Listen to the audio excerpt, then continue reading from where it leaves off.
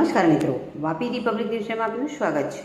ઉમરગામ તાલુકાના વલવાડા હદ વિસ્તારમાં આવેલા ગોચર જમીનમાં વલવાડામાં રહેતા હિતેશ નામક વ્યક્તિ દ્વારા ગેરકાયદેસર રીતે બનાવવામાં આવેલા રોડને ખોદી દેવામાં આવ્યો।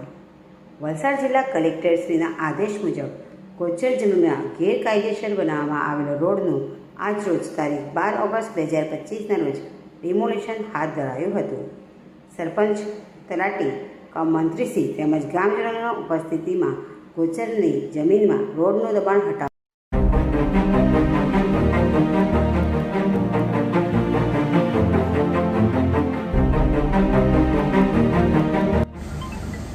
આજરોજ વલવાડા ગ્રામ પંચાયત ખાતે સર્વે નંબર 447 અને 445 જૂના સર્વે નંબર 27 અને 29માં જે રસ્તા અંગેની દબાણ અંગેની કાર્યવાહી તારીખ 1/8/2025ના રોજ કાર્યવાહી હાથ ધરવામાં આવેલ હતી।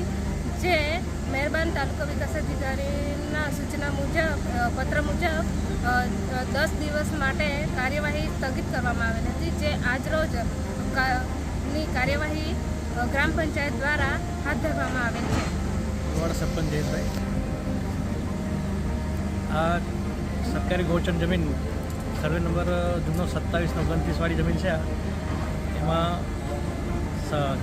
દબાણ કરવામાં આવેલું તો એવી વનિતાબેનને અરજી કરેલી સ્વાગત કાર્યક્રમમાં। એ અરજીના આધારે કલેક્ટર સાહેબે હુકમ કરેલો પંચાયતને કે આ દબાણ દૂર કરવાનું। દબાણ દૂર કરવા માટે અમે પહેલી તારીખે દબાણ દૂર કરવા માટે કાર્યવાહી હાથ ધરેલી, પણ ટીડીઓ સાહેબના પત્રથી 10 દિવસનો ટાઈમ આપેલો કે 10 દિવસ માટે આ કામ સ્થગિત કરો। 12 તારીખે દબાણ દૂર કરવાનો મને પત્ર મળેલો। એ પત્રના આધારે આજે મેં 12 તારીખે આ દબાણ દૂર કરવાની કાર્યવાહી હાથ ધરેલી છે। એમાં ગ્રામ પંચાયતને જે સૂચન મળેલા કલેક્ટરશ્રીના આદેશથી કે આ દબાણ દૂર કરો, ગૌચર જમીનનો જે રોડ બનાવેલો છે એને તમે દૂર કરો। ત્યારે જ્યારે અમે નવા પંચાયત બોડી જોડે અમે ચૂંટાઈને આવ્યા ત્યારે આ પહેલું કામ નહીં કરવા મળ્યું એવું માન્ય છે અમે। અને એમાં તલાટી કમ મંત્રી શ્રી આપણે જયેશભાઈ સરપંચ, હું પોતે સભ્ય અને બાકી તમામ સભ્યો વતી આ દબાણ દૂર કરવામાં આવેલું હતું। 1/8ના રોજ દબાણ દૂર કરવા આવેલા હતા ત્યારે જે તે સમયે આપણે જે બી આપણે વિશાલભાઈ છે આપણે ટીડીઓ એમના એક પરિપત્ર હતો જેના અનુસારે 10 દિવસની મુદત આપી હતી।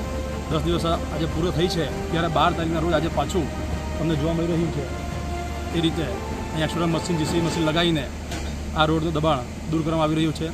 અને બીજું ખાસ કે એમણે લોકોએ બી અરજી કરી હતી એટલે આપણે કલેક્ટરશ્રીને 3 દિવસ કે 4 દિવસ પહેલાં।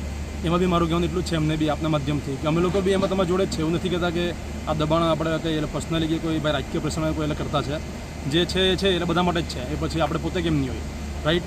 અને બીજી વસ્તુ એ ખાસ કે જ્યારે અમને સૂચન મળશે કલેક્ટરશ્રીના આદેશથી પાછું બી તો અમારી ગ્રામ પંચાયતના જે આપણે સરપંચ છે, અમારા સભ્ય અને અમારા જે તલાટી કમ મંત્રી છે એમના દ્વારા જે બી દબાણો છે જ્યાં બી કરેલું હશે એ દૂર કરવામાં આવશે।